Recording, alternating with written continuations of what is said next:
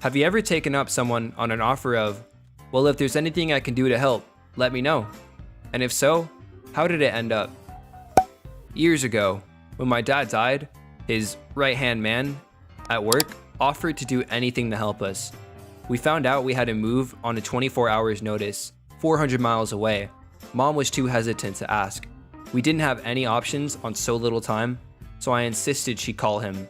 He shows up not 4 hours later with literally everyone from his job site, with all their pickups, and a few small moving trucks/trailers. We vacated within 24 hours easily. I've completely lost touch with them, but I'll never forget them for doing that. It was completely surprising to me because that guy had complained about my dad quite a few times, but always helped him out, even when doing personal things for him on his off days. A complainer who tells his grievances to your face is reliable. You know where they stand and you can work things out. A disgruntled person who will spew poison at your back without ever trying to work stuff out is where the real danger lies. A relative and an acquaintance needed help recovering family photos from a broken PC. I was going to do him a quick repair and bill the guy, but I felt really bad for him, so I took the extra time to consult him about backing up data and suggested an external drive. We found one for him. He was waffling on the price, so I cut his bill down a bit and told him to just order it while I was there. At that point, I think he realized I wasn't benefiting from any further contact, and he offered to help me out if I ever needed a hand with anything electrical, as he was a retired electrician. Short version is, I had some light switches that when flickered, would flicker several other rooms' nearby lights. I asked this guy if he could come assess what I needed and what it should cost for me, whenever he had time. He came over for about 30 minutes, tinkered with the wall plates, and said, I don't know, then went home, having repaid his blood debt. One time, my dad told me to change this light bulb in my house, and it was pretty high up, and I definitely needed some help so I wouldn't fall to my death. These Jehovah's Witness guys knocked on my door, give their pitch, and then they end it with, thanks for talking to us. Is there anything we can help you with?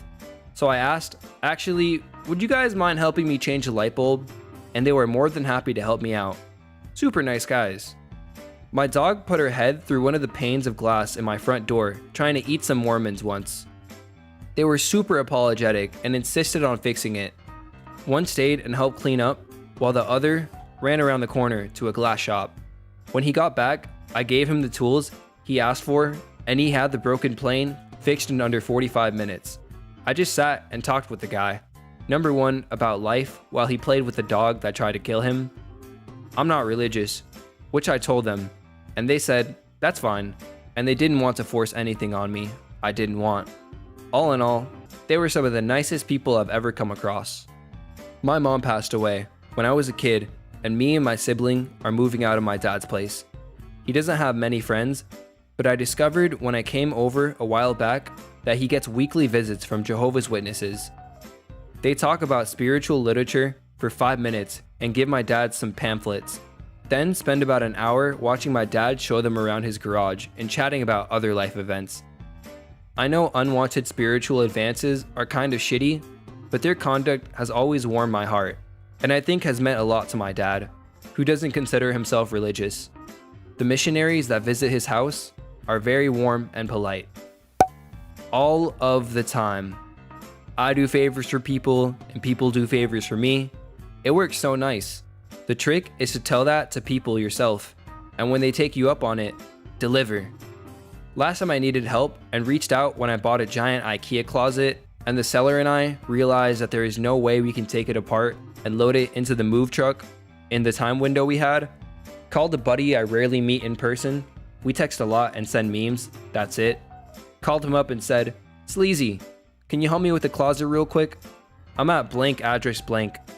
He just answered, sure, drove 35 minutes, helped for 10 to 15 minutes, had a beer, and drove back home. I'd do the same for him. I had twins 3 months ago. I took all the help. I am taking all the help. Some great advice I got was this. If someone offers help, give them 3 options, an easy, medium, and hard. For example, would you be willing to bring me coffee, help with laundry, or watch the girls for a few hours while I take a nap. That way, they choose and you don't feel like you're putting them out. It's been amazing. People genuinely love being there for others, and realizing I can take help has been a huge area of growth for me. As a mom of 3 singletons, this is incredible advice. I love the easy/medium/hard option. Some people have the kindness to help, but maybe not the ability or skill, in the case of helping with the babies, to do very much. You get help either way, and the giver feels like they've contributed. The option 3 is great advice. It's like when people ask what you want for your birthday/Christmas, but they don't say how much they're willing to spend, so you don't want to suggest anything that costs a lot, in case it's too much, but they're too polite to say that's more than they wanted to spend. People choose. The best way is to make a list and then let people choose. Out of curiosity, which of the 3 options do people usually choose the most? And has anybody been the real MVP and taken on all 3? A few years ago, I was going through a rough patch, and one night I got caught up late at work. I was in a panic about letting my dog out and getting her dinner because my break was only 20 minutes and I lived across town. A friend lived nearby and I asked her to take out the dog and feed her. The friend sent me a pic of my pup happily prancing in the yard. A pretty simple favor in the grand scheme of things, but the peace of mind in that moment and time in my life was worth so much. It also made me feel better about asking for help when I need it. My friend was happy to do it, and it made a huge difference for me. I learned I wasn't a burden for needing help sometimes. I'm the opposite situation. My best friend drives an hour to work, and his girlfriend unexpectedly had to leave to go offshore immediately. So he asked me to let their dog out. Absolutely, yes, didn't even hesitate. I offered to continue to let that dog out while his girlfriend was offshore. That turned me into noticing the dog standing by the door next to his leash. Oh, he wants to go for a walk? So I started walking the dog, and that turned into, oh, he keeps pulling on the leash and wants to run. So I started taking my running clothes and used that as motivation to run. Before I knew it, I had run 5 consecutive days in a row. Last time I did that was never in my life, so I had to keep that streak going, even after his girlfriend returned from offshore. I'm now day 29 consecutive days. My goal is 30, to make this a lifestyle change. My then pregnant wife started bleeding from somewhere, down there, at about 20 weeks. Having suffered a miscarriage before, we both had obvious fears. The closest family was an hour away. We called 3X Normie friends at 11 p.m. at night to see if they can watch our 2-year-old on the monitor while family arrived. No answers. Jumped into a Discord group chat where a few old WoW guildies were hanging out, playing some Apex. Asked one who I knew lived close by, who was the father to 2 girls already, and would have understood/been safe. He was there in under 5, and we were on our way to the hospital in no time. Absolute bro. No miscarriages, just a little bit of blood coming from the placenta.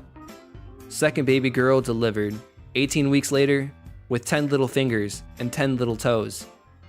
Sorry for the stealing your Apex buddy, boys. Aw, this is so sweet. My mom was really ill while pregnant with me, and my dad's dad and stepmother came from India for a visit. As soon as my mom got sick, my step-grandmother decided to leave, and no amount of convincing could make her and my grandfather stay and watch my sister while my dad shuttled my mom to the hospital and worked his full-time job. This was really rude considering my dad sent them money regularly after he moved to America. My mom ended up being in the hospital for over a month after she gave birth, and I still hear about what a hard time my dad had trying to take care of the 3 of us without any support. We had plans to hang out, and I canceled because I got very sad. I needed someone to be with me while I broke down, and I didn't want to bother anyone while sad. But I asked if they could come anyway, and they came. They stayed. They listened, and they didn't judge me in the slightest. They even checked up the next few days and met up with me again. I was so worried that I was burdening them, and I have really bad anxiety about being too much, but they made me feel so normal and justified in those moments. It made me recognize that my anxiety is just that, anxiety. This reminds me of one of the times I broke down and sobbed in front of my boyfriend at the time, now an ex that I'm still good friends with. My anxiety was awful. I think exams were coming up, and I was over at his house, When the stress got the best of me, he laid down next to me and watched the clouds out of his window, describing things we could see in them, like houses or dragons. It definitely helped me calm down, and looking back, it taught me that nobody can fix my mental illness, but they can support me through it. Still makes me tear up when I think about that day. It's very nice to feel so loved. They listened and didn't judge me in the slightest. Sometimes, all we need is just to feel our emotions, to allow ourselves to have that feeling of vulnerability around those we trust. I'm so glad you got to have that experience. I hope you're doing better now. In my experience, people mean it. My wife got a new job and we were leaving town. Good friends offered to help. Our oldest son didn't want to switch schools for senior year. He stayed with them for his senior year. A friend of mine who did senior portrait photography was diagnosed with pancreatic cancer. I'm an art photographer. I told him that I'd do anything to help. He said he didn't want to leave his clients in a lurch. I spent about 3 months finishing his season. My friend with pancreatic cancer was supposed to get married in June, but the doctors told him he might not make it to June, or be in any shape to get married then if he did. Everybody pulled out all the stops to make his wedding happen fast. The venue, the caterer, and especially the photographer, who we didn't know, but whose work we admired. She was originally supposed to handle just shooting and delivering raw files. She found a videographer who volunteered to do it free, added a second shooter, and she did the editing. I'm a chef, and I had a wine dinner with a special paired 5-course menu. My salesperson fucked up very badly and forgot to put my order in, so it wasn't picked that morning as it should have been. I called her asking where the hell my food was, and she was being a twat about it as usual, trying to blame it on me. I sent her a screenshot of the order I'd put in the previous day, screamed at her to get me my order within the hour or I'd switch vendors, and started prepping everything I could without the product from that truck. She showed up a little while later with the order shoved in her car and her husband. Guess they'd been out together somewhere eating lunch when I'd so rudely interrupted. He was a chef at a different restaurant and we knew each other vaguely. He asked if there was anything he could do to help. Of course I said, no, I got it, but was clearly very harried, ripping into the boxes, trying to put the order away quickly so I could get to work. He stopped me and said, seriously, give me something to do. So I reluctantly asked him to make me a dressing and gave him a list of things I needed chopped. He tied on an apron and started prepping with such a big smile and a great attitude, and it really calmed me down. He was only there for about 45 minutes or so, but his chill breeziness helped me take a breath and refocus. I was a new chef at the time and took things a little too seriously. I've tried to emulate his calm demeanor and can-do attitude with my cooks ever since. From one chef to another, you have my respect and admiration. Well done, I humbly give you my vote. If you find yourself ever in South Africa, please contact me. Would love to send you love through our grapevine. A family friend of ours owned 2 restaurants at the time, and one was local and very hidden, so only locals really went. During this year, a young girl in town had cancer and needed to raise money for treatment. They decided to do a pancake breakfast fundraiser at the restaurant that day, where all the proceeds would go to the girl's family. My family and a friend of mine, we were 12, came and ate pancakes, and the place got really busy because the news team came by to report on it. It was getting to be too much for the owners, so my siblings, friend and I asked if there was anything we could do to help. I didn't know if I could because we were young, but we offered. At first, they didn't want us to worry, but we insisted, and they asked if we could wait on tables and handle the dishes. We were there all day and practically dropped dead when we got home. But in the end, they raised more than enough for the treatment, so it was a success. This was my mother's celebration of life last June. There were tons of cousins and extended family I'd only met once or twice, but I was in charge of the event, so I chatted nicely with almost everybody.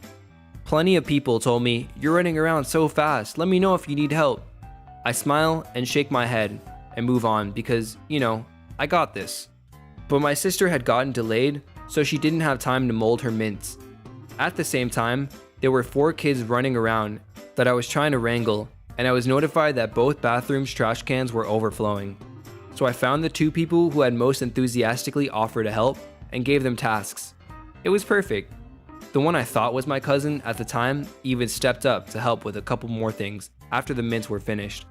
I have literally no idea who either of these people were, even now, but I am extremely grateful they were willing to pitch in. Oh man, I just remembered a good one for this. Winter, 2014. I was at some big indoor music festival in New York City. I went with 4 people, only knowing one of them beforehand. There were 3 other people I knew of vaguely, but had never met. When we all got on the subway, one of them took a second to give me her number, in case I need anything during the show. Fast forward a decent chunk into the night, I end up getting sexually assaulted at the show. I was able to escape from this dude who was twice my size, sprint through the venue down like 2 floors of stairs, and sob to security guards about what had happened and that this dude tried to drag me out of the venue until I was able to escape. They didn't care. So I called the girl I had just met that was a friend of a friend. All I knew was that she was somewhere on the top floor while the headliner was performing, and no one else was answering their phone. She did. She found me. She called the cops, she identified him, got him arrested, and then sat with me in this cold New York police department, giving me all her warm clothes while I wept and froze while answering the cops' questions. I ended up winning the case, and she is my absolute best friend to this day. I owe her everything. I was sick with the flu and had a 104 fever, and was complaining about how miserable I was to a friend of mine, and how I was thinking about going to the emergency room because nothing was helping. He told me to let him know if I needed anything. I asked if he would come with me to the hospital. He hopped in his car and drove 25 miles to pick me up and take me to the emergency room. He then stayed with me for 6 hours and helped me when I needed to use the bathroom and everything because I was so sick I couldn't help myself. Fast forward 3 years, and we have been dating for 2.5 years and just moved in together this past March. The care I saw the night he came through for me as a friend opened my eyes to how kind and caring he was, and led me to eventually asking him out on a date. Best flu ever. What a sweet story. Reminds me of a friend of mine who, during her first date with this guy she casually knew, developed such severe abdominal pain, he eventually drove her to the ER. He stayed with her throughout the night, even though she told him many times, "I'm okay, you can go home." She was mainly embarrassed because the diagnosis was a bowel obstruction, and, well, how better to impress a guy than having a bowel problem on your first date? Anyway, he called in sick to work, and the next morning, he was waiting for her in the recovery room while she came back from surgery. I had to get rabies shots once after being bitten by a dog on a hiking trail. I didn't react well and felt like I had a bad cold for a few weeks. I told my boss that's why I seemed less energetic, and she told me to let her know if there was anything she could do. I asked if I could head home early because I wasn't feeling well, and she sternly said, "That's not what I meant." Don't know why she even bothered offering to help me if she wouldn't let me go a couple hours early. I was neglected as a kid and would sleep over at my friend's house often. She was in college and I was still in high school, but her family welcomed me into their home whenever I needed a place to stay. I remember the mother always packed me a lunch for school and welcomed me with such warmth and kindness. As a kid, many people, sometimes people I barely knew, have been so incredibly kind to me as an adult. I always make sure everyone in my life knows I am here to help with whatever they need. It was my partner's best friend's wedding day, and he was the best man. I had to let them know that I was there to help with anything they needed, as I was not part of the bridal party, but was there early. There was an issue where the venue's music system was broken, and they were absolutely frantic about it, as they would have spoiled the ceremony.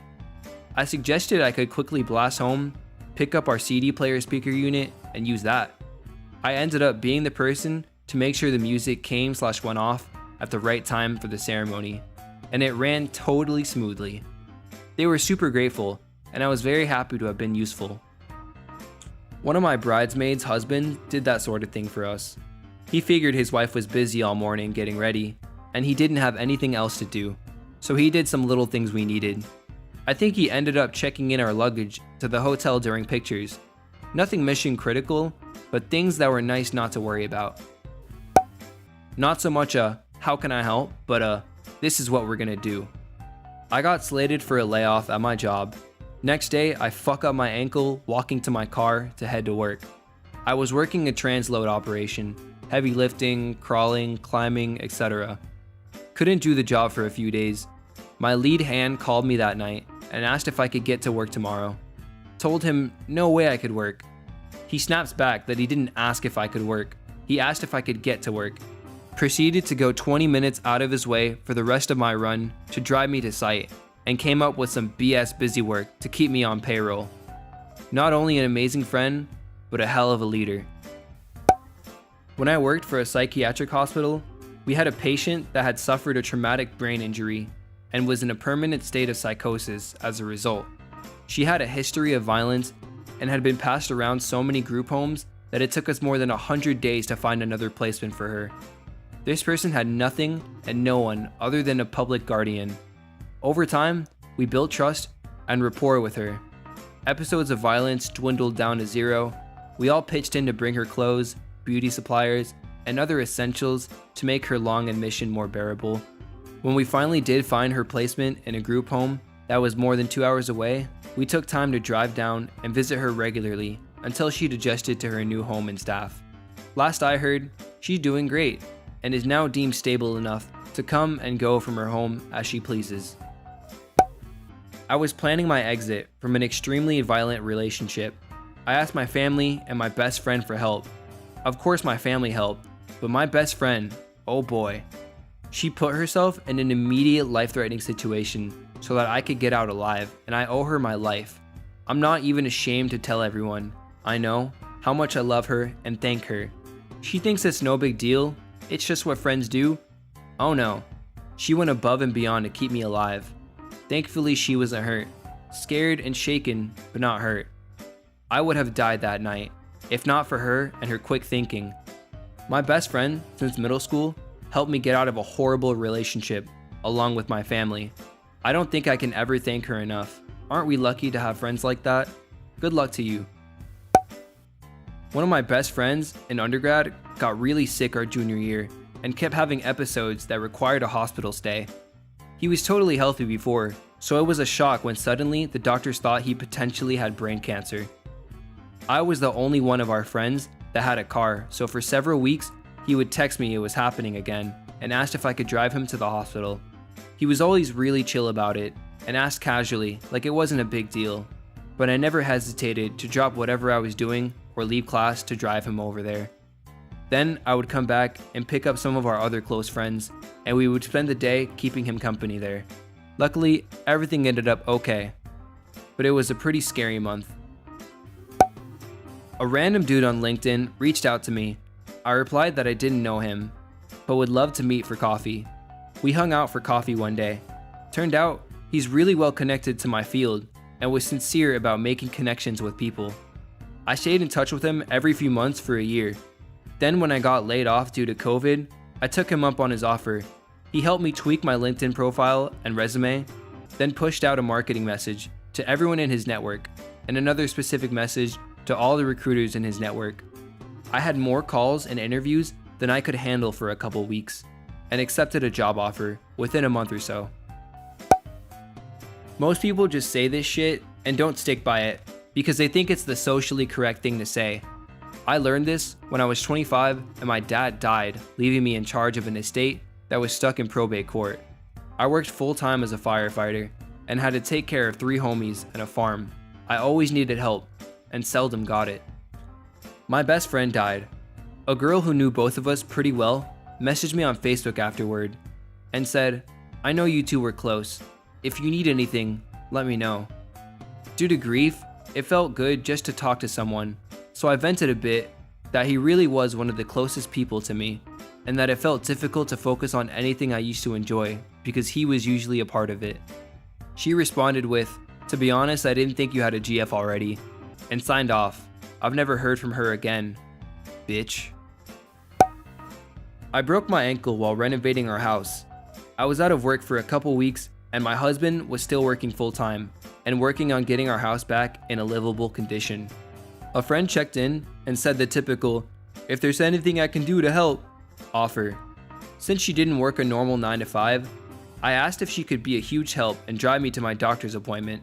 She said she couldn't. No reason, no real sympathy. We don't talk anymore.